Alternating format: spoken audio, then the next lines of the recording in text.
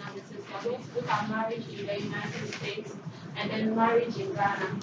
But before we start, I want this class to be very interactive. So I would really appreciate it if you are able to raise your hand if you have any questions, or you also contribute when I ask questions. I want all of you to sit down quietly, but you can answer if you know the answer.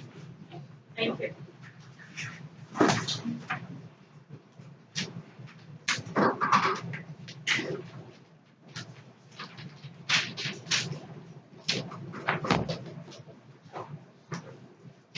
Now, when we talk about marriage, marriage is universal. I mean, we've all heard about marriage before. Marriage basically has to do with us outdooring a couple outdooring their relationship for public recognition. And also, in a way, in my country, when we are married, it's a form of security. Security not necessarily in the financial or material aspect, but security in the sense that should anything happen, we know that she's married to this kind of person.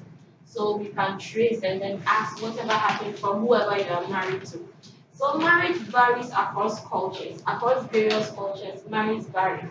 And in some cultures, marriage is arranged. In other cultures, you have the personal liberty to decide whoever you want to marry. And we are going to look at two basic types of society. We are going to look at the individualistic society and then the collectivist society. Now, when I talk about an individualistic society, how do you understand it? What are some of the features of an individualistic society? When we say a society is very individualistic, what are some of the features? What will make you identify that kind of society? Okay, she says that they rely on personal needs. Okay, another example. Another feature of an individualistic society. Kind of like achieving success on your own, or like picking yourself up and freeing yourself. Okay, she said that it's kind of achieving success on your own. You are on your own, you make kind of decisions based on your own convictions and all that. Now, these are all good. When we also talk about a collectivist society, what are some of the features of a society that is collectivist? What makes us distinguish a society that is collectivist?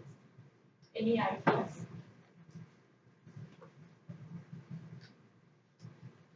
Okay. Any ideas? Like usually your goal is to make the group better rather than like make yourself better.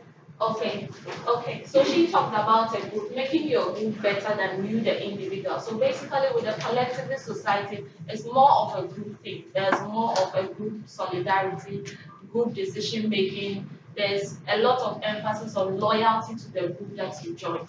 Based on these two societies that we have just identified, where can you peg the United Nations as a society? Is it individualistic or is it collectivist?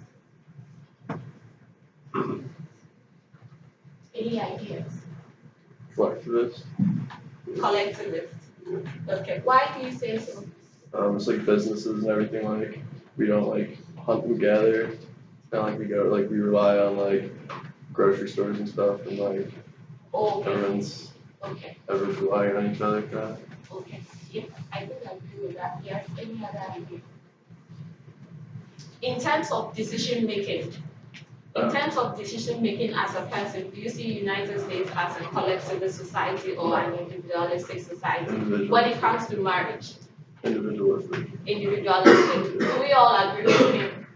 Okay. Now, this is where the difference is when it comes to the United States and Ghana. In Ghana, basically, marriage has to do with two families that are coming together. And there's more of a collectivist aspect of it because it's not so solely a decision that you are going to make on your own. You might say yes to the person you are going to marry, but when it comes to the performance of the ceremony and the contracting of the marriage itself, it has to do with an involvement of all the families that are involved.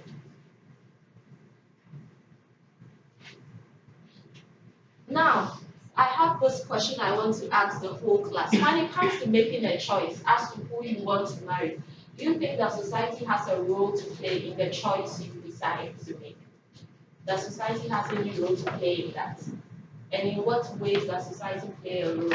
How many of us agree that society plays a role? in our choice when it comes to marriage. Okay. And how many of us don't agree to that? You don't agree? I don't have a question. Okay. Like when you say choice, do you mean the choice to get married or like?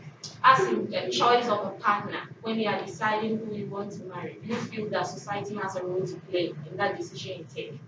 Do you feel society has a role to play? How does society play its part in that decision?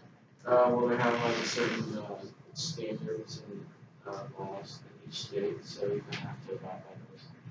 Great. He's talking about laws in each state. There are standards and laws in each state, and you have to abide by those laws. Any other way society plays an influence in our marriage choice?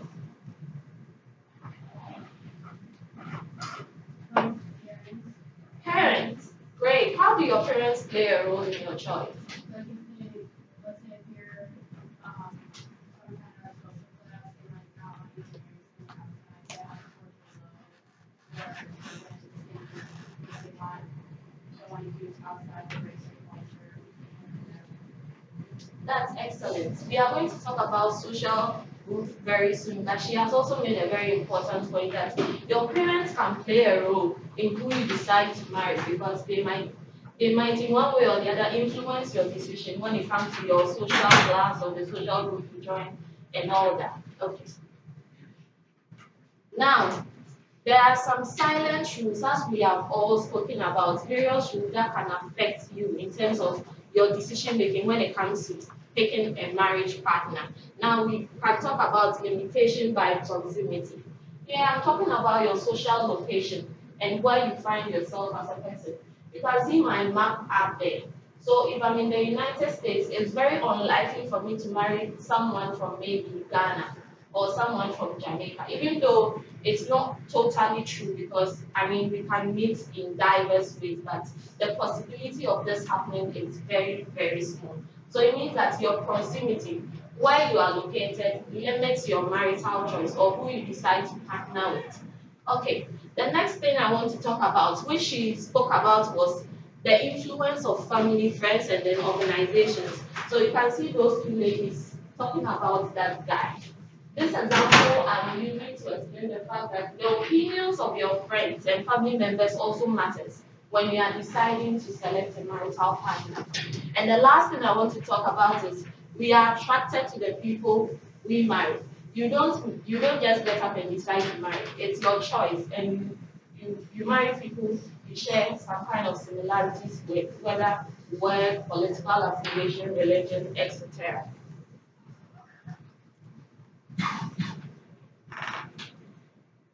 Now, when it comes to the choice of spouse, I want us to talk about the social group.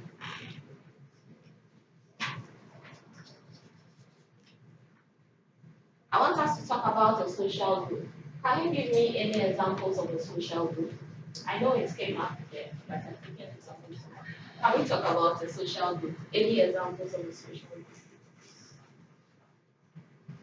Like fraternity or sorority. Okay, a fraternity or a sorority, yes. Other examples of a social group. Like a team, like a basketball team or a Okay, club. okay, a basketball team or a club, yes. Other examples. Is there another? Okay. Religious group, great. Yes. Any other? Like co-workers or classmates. Great. She says co-workers or classmates. So when we talk about social groups, I have outlined some examples here. We have race, we have gender, we have your social class, whether you are middle, upper, lower, whatever. And also we have your educational level, your political affiliation, and etc. We spoke, some of you mentioned religion, your sorority or fraternity, and all that. All these groups that you have mentioned forms your social group. Now, when you select your partner within your social group, if it has to do with race, if you select your partner within your racial group, we call that endogamy. That is, you are marrying or you are selecting within your social group. And if you decide to select outside your social group, that is what we call what? Exogamy. Here you are moving out of your group to another group to select whoever you want to settle with. The next thing we'll talk about, before we move into marriage in Ghana proper, I want us to just build up with these foundations before we get there. We are going to talk about race and ethnicity. Now, when I talk about race, I want you to tell me one thing or one feature that basically talks about race in America. One distinctive feature when it comes to race. When I say race, what distinctive? Okay. Skin color. Skin color, great. So when I talk about race, racial characteristics are basically identified in America by you looking at your skin color, whether it's black, white, brown, or whatever. And now when I talk about ethnicity, how do we identify ethnicity? What are some of the distinctive features we can use to identify a person's ethnicity? Clothing or accents. Okay, clothing or accent. Their surname. Their surname, great. Language, yeah. Any other? Can we talk about cultures, festivals, and all that? When you know some people celebrate some kind of festival, or some people uphold some kind of culture, you get to identify them based on where they are coming from or their ethnic background. Now, the very diverse aspects of race and ethnicity in Ghana is that in the United States, most of your categorization or how we distinguish between people is based on your skin color or your racial identity. But in Ghana, our mode of categorization basically has to do with our ethnicity. When I see someone and I get to listen to their language, I get to know that this person is coming from maybe the northern region or the southern region or whatever. When I see someone and I look at how they are dressed in our traditional attire, I get to understand where they are coming from. So in as much as in the United States, you might be limited when it comes to your race in terms of choosing a marriage partner. In Ghana, our limitation comes with ethnicity. So there's this ethnic bias, as in this group doesn't marry from this group because of so and so reasons. I hope you get what I'm trying to say. So in Ghana, our level of discrimination is on the ethnic level. And in the United States, that's one is based on the racial level.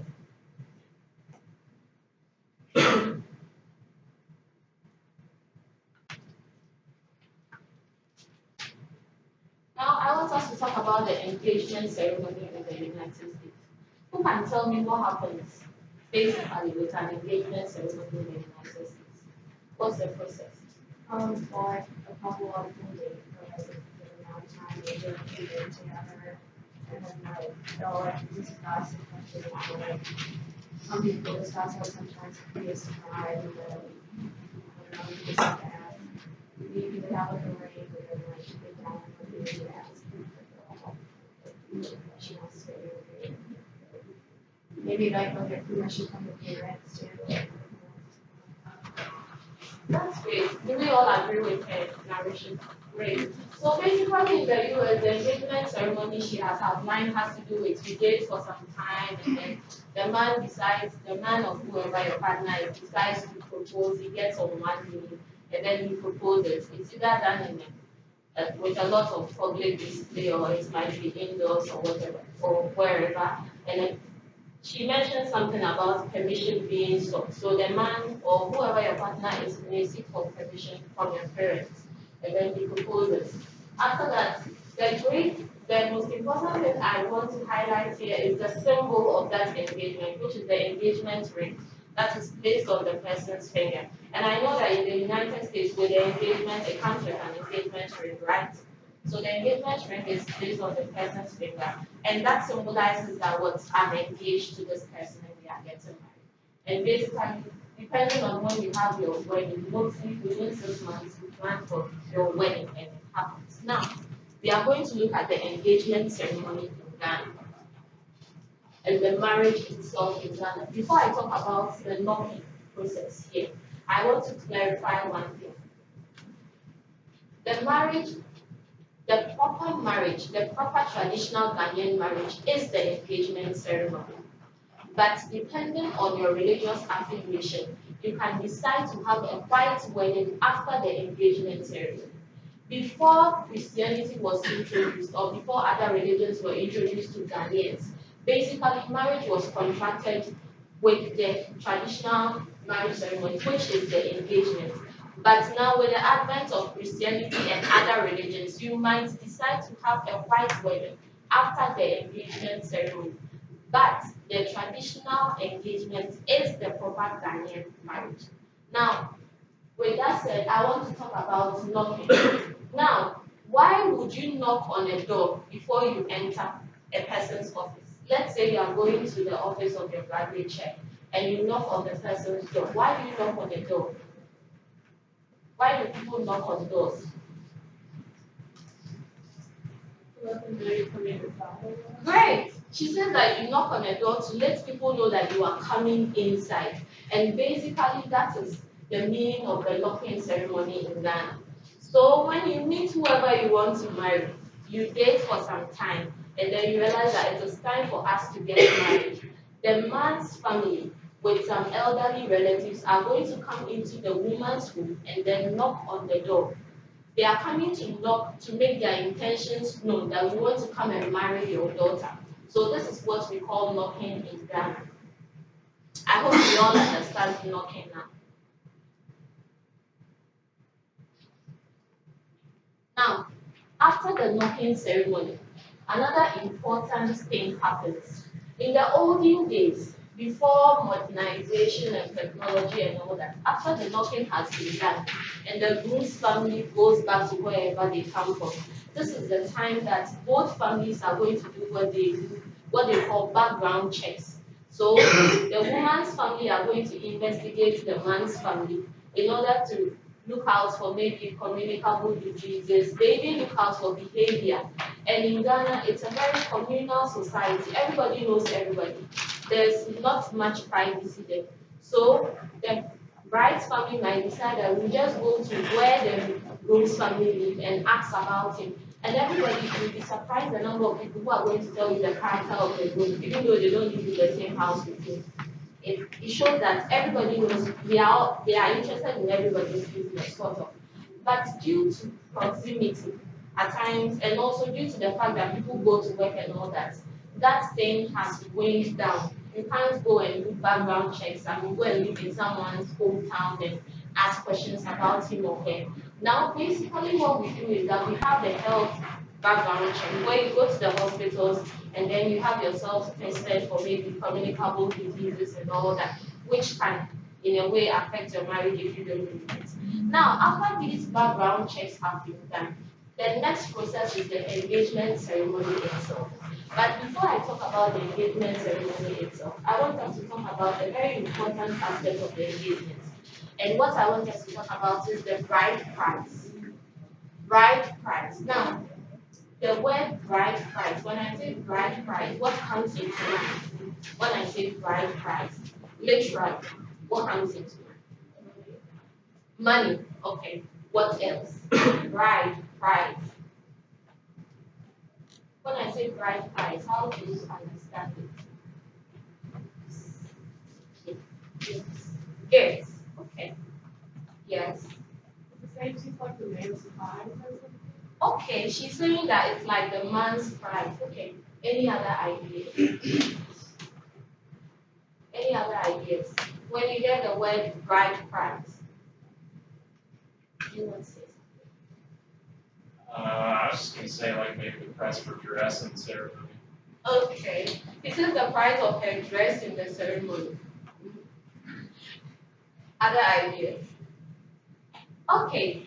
Now, in the olden days, we used to talk about, I'm not that old, but, from researching for this topic, I realized that bride price was a term used mostly in the olden times, where when a woman was being given into marriage, we talk about bride price. But now we say bride wealth, because unfortunately the term bride price seems to connote that I'm selling the woman and that's her price. But no individual can be sold. I mean, you can't price any woman or any man. So we are talking about bride wealth. And basically, the bride wealth are presents that the groom's family brings to the woman's family, or he brings to the woman during the engagement ceremony. And the bride wealth consists of items such as clothes, jewelry, cooking utensils, and it also comes with money that the groom's family gives to the woman's family during the engagement ceremony.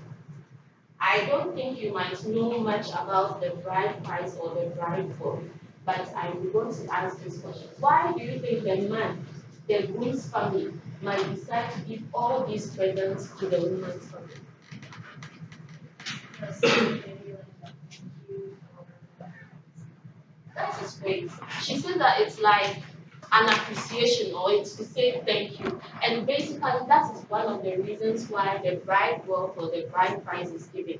The bride wealth or the bride price is given as a form of appreciation from the groom's family to the woman's family to tell the woman's family that thank you for honoring me by giving me your daughter's hand in marriage. So I'm appreciating you. And also I'm appreciating you for bringing up your child for me to marry. So that's one of the importance of the bride will. And the second thing is that it's a form of compensation that is paid to the bride's family. Compensation in the sense that we talked about societies and how we have individualistic and collectivist societies. So Ghana basically is a very collectivist society. And as a woman, most of you live almost all the time, you live with your parents before you get married. So as you live with your parents, you might cook, clean, and then wash. As you are leaving the home to your husband's house, your parents are going to lose that labor you were giving them. So the groom's family is compensating the bride's family with these gifts and saying that we are taking your daughter away to join our family and you are going to lose her labor. So we are compensating with you with these gifts. That is why they give the bride price or the bride wealth. Now, there is this term called the dowry. How many of us have heard about the dowry? Dowry. What does the dowry mean? isn't that when like a matchmaker comes and picks out the people and they pay with like animals, like the worm or Okay. Any other? I don't know, just like from my understanding, it seems like a dowry is the same concept, but at the opposite people. So it would be like the bride's family. Excellent. Now the dowry, now here we are, the dowry is kind of a reciprocal thing. The groom's family is giving the bride wealth, and then the bride's family gives the dowry. So the dowry are gifts that the bride's family also gives to the groom's family when the marriage is being contracted. So here, it is very wrong for us to say that when we give out the bride price or the bride wealth, you are selling out your child because it is reciprocal. He gives, but you also give. You also give to his family. And basically, the engagement ceremony is held in the family home of the bride. And the bride plays hostess when the engagement ceremony is being held. And she also spends, she contributes to that because they are coming to her home. So she's supposed to receive them. A reception is held after the marriage has been contracted. And most of them is done by the woman. So it's not like it's only the man who is invested into the marriage. The woman also contributes to the marriage. I hope you understand it. So on your screen, you see a group of people carrying presents on their head. These are the groom's family members who are bringing the bride wealth or the bride price into the bride's home when the engagement is being contracted. And down here are pictures of the bride price or bride wealth, the suitcases and all those things that are presented to the woman during the engagement ceremony. So after the engagement ceremony or during the engagement ceremony, there's also one thing that happens there. I've seen that a lot of people are writing, but most of the things I'm talking about too, I didn't put them on my slide so that you all pay attention and listen. There's also one thing that happens. The groom gives a token to the bride's brother. And I'm going to literally translate it from my local dialect into English. That gift that is given to the bride's brother is called brother-in-law, take this sword. It's in the form of money that is given to the bride's brother. Now, why will the groom give that money? And why do we say brother-in-law, take the sword? What does he need the sword for? What is a sword used for? Any ideas?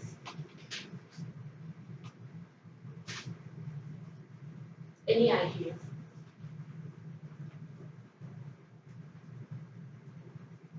Use for like protection and money can be used as like a form of security. Great. She talks about protection. So, and that's it. That money that is given to the bride's brother is a form of telling you that your sister has been, you have acknowledged that your sister is married now. So take this sword and protect your sister from other men who might try to woo her because now she's somebody's wife. So that's what happens when that token is given to the bride's brother.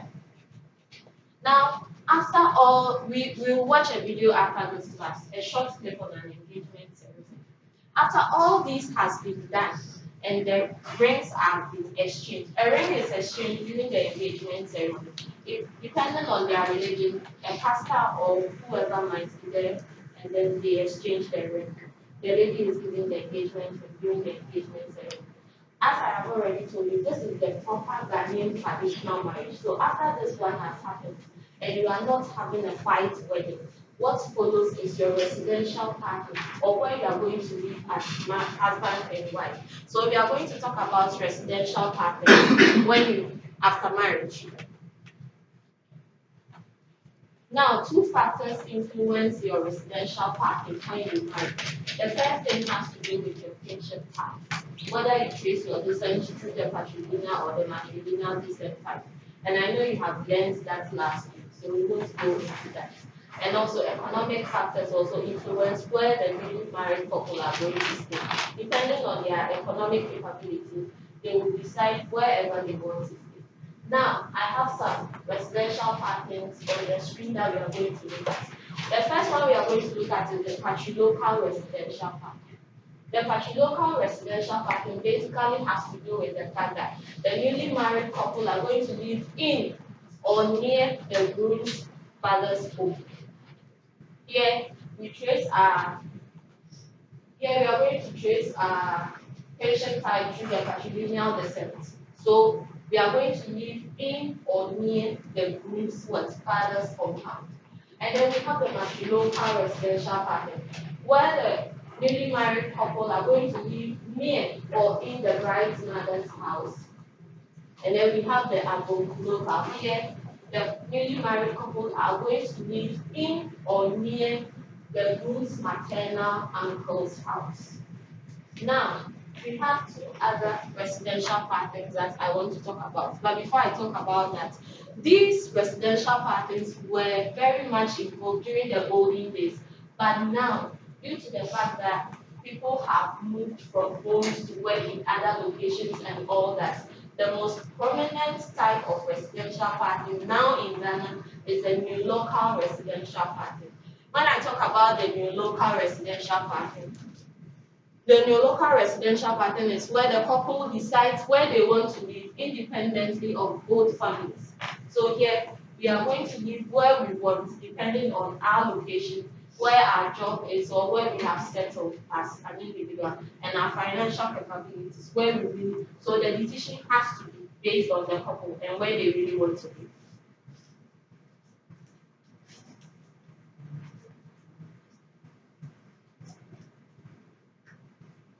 I'll talk about the ambilocal residential pattern. With the ambilocal residential pattern, the couple has a choice here to live either close or with the groom's family or with the bride's family. But they can also do this interchangeably. We can live here for some time and after that we move to the next place. So we can live with the groom's parents for some time and after that we move to live with the bride's parents. I spoke about the local residential pattern, which is what is practiced by a lot of people now in Ghana. And we also have this residential pattern called the geolocal residential pattern. With this one, the bride lives with her parents. The groom also lives with his parents, but the bride cooks and goes to sleep at the groom's house in the night, and in the morning she leaves where her parents are.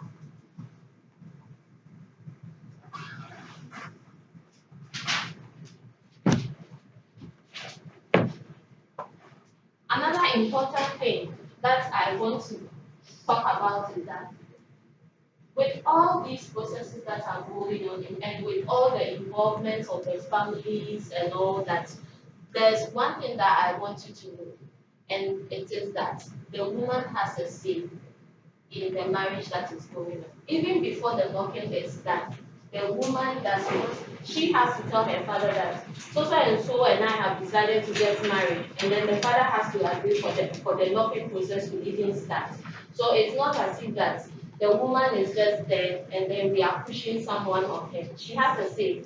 And during the engagement ceremony, which I'm going to show you a clip, you are going to see that the woman is asked mostly during the engagement 3 times that if she acknowledges the people who have come with these presents to ask for her hand in marriage, and if she says no, that is the end of the marriage. She can walk out of it. But if she says yes, which most of them do because they know what is going on and they are aware of it. So it's not like you are being forced to marry somebody, but you have a say in the marriage ceremony. So we are going to watch a short clip on a marriage ceremony in Ghana. The engagement ceremony was performed in the local dialect. I don't know whether you want to listen to all that they are saying because I know you wouldn't understand that. I can decide to mute it or you want to watch the whole thing. Okay.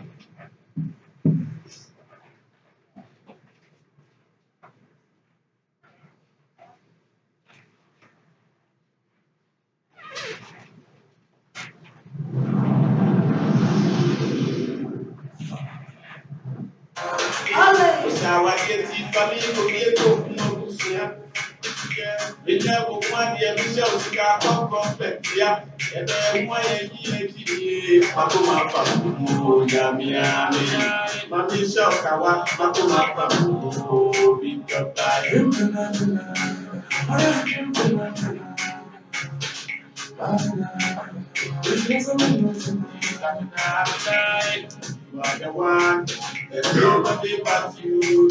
I'm waiting for the day to rain the carpet for me.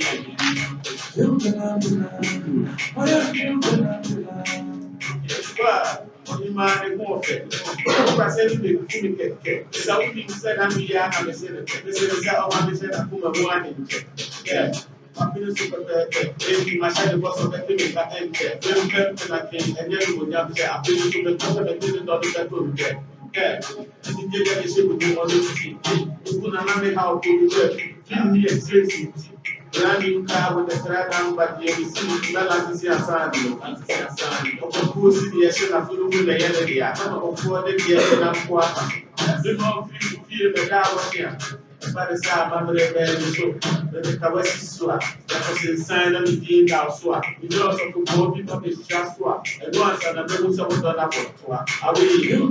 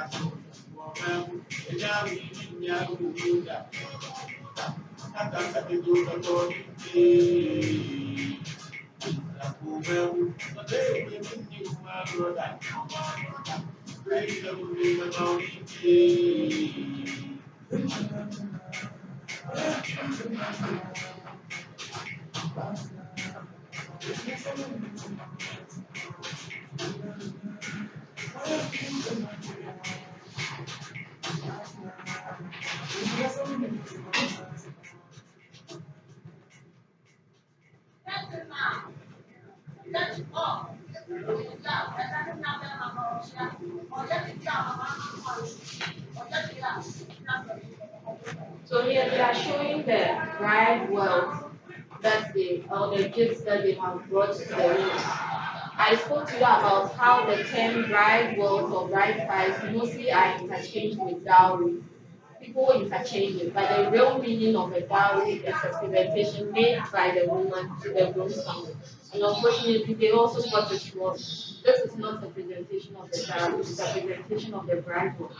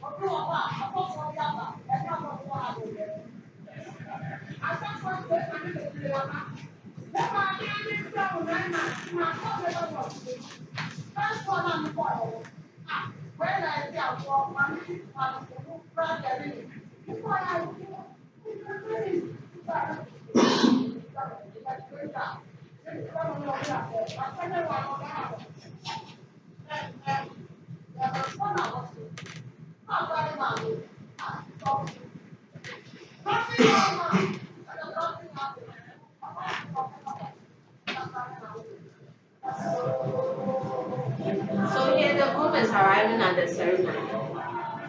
So all that happened with the bride work and all that, he's not around. He comes in after everything has been presented.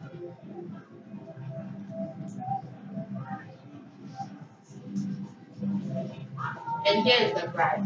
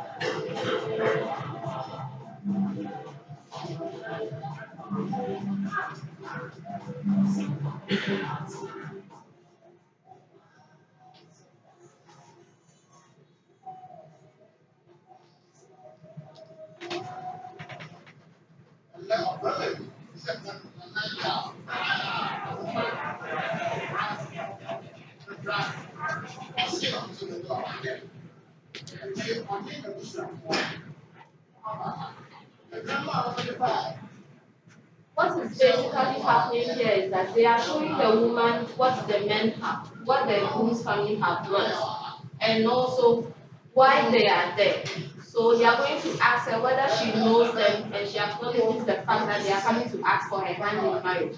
And she asks, does she want to accept what they are saying, or does she want to accept the marriage?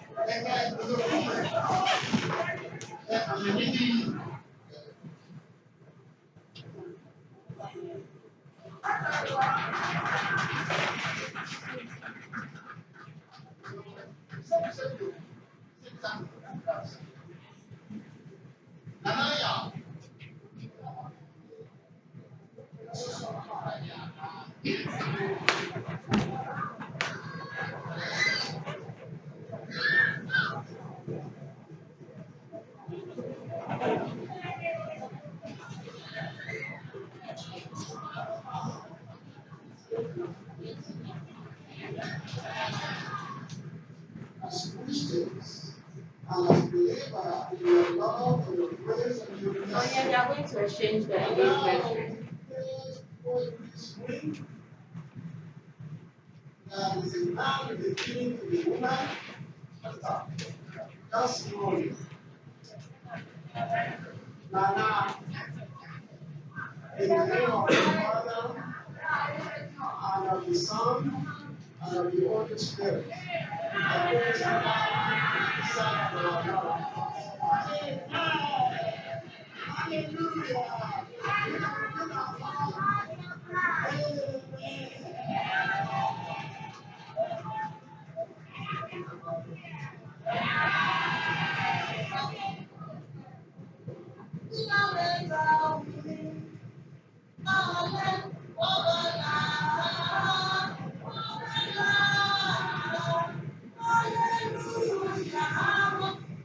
Okay, we have basically watched the important aspects of it.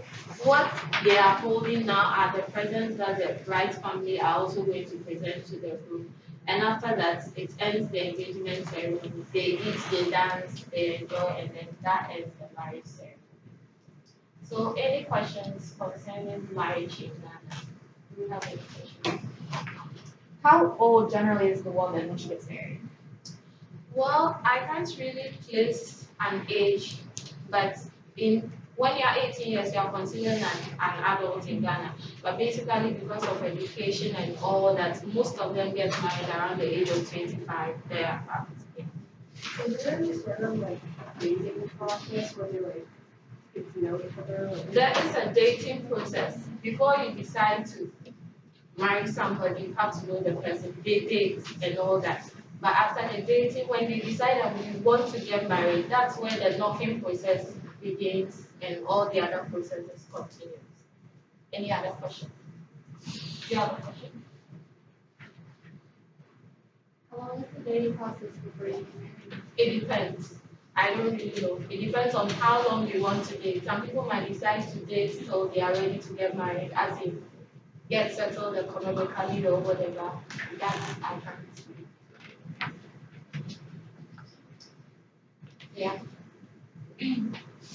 There's that like here in the States, or there's been many people who in the 20s, like it seems like the idea of getting married is becoming less and less like necessary. Would you say it's the same way in Ghana, or is it still pretty traditional to like get married for like a long term relationship? Well, I think that that's not the case for Ghanaians. The marriage is really something that there's a lot of societal excitement and exuberance attached to it in Ghana.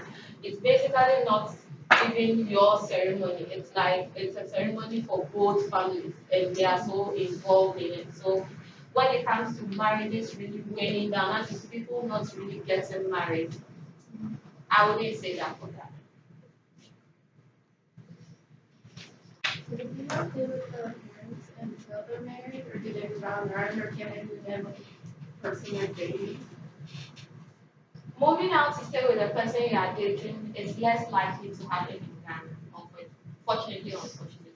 Because we talked about a collectivist and an individualistic society, and I think I wanted to use this example you really reminded me. The fact that in the United States, when you're like 18 years, you can move out. Or if you stay with your parents, I know some people even pay rent to their parents, but it won't work in Ghana. People will be like, why are you charging your daughter rent and that kind of thing. I've lived with my parents all my life. I lived alone only when I came to grad school. and if I go back home, I'll still live with my parents till I get married. So that's how it is in Ghana. You live with your parents. Marriage is like your exit out of home, sort of. But some can decide to live alone, but it's really on their minimal. It doesn't.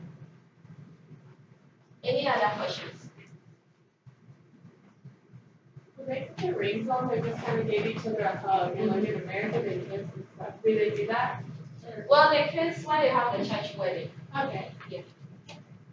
People have that. There's this belief that you don't kiss in Ghana, that you don't kiss in front of your parents, sort of.